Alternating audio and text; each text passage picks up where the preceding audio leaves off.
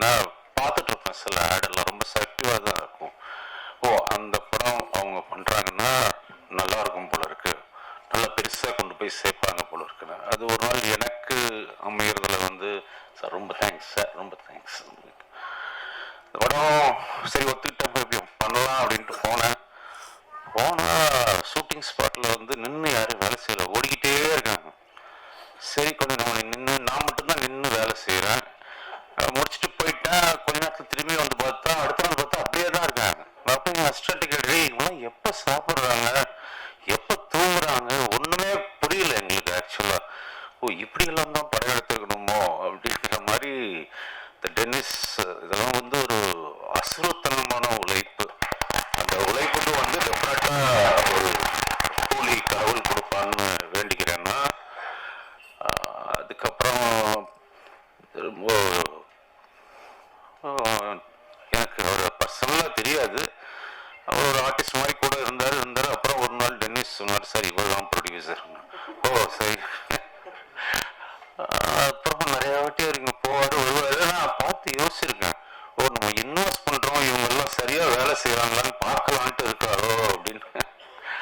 So அந்த மாதிரி இல்லாமல் yeah that's jokes apart is very big support for us. Yeah music நான் கேட்ட உடனே 4 லைன் தான் கேட்டேன். 4 லைனே யார் மியூசிக் டைரக்டர்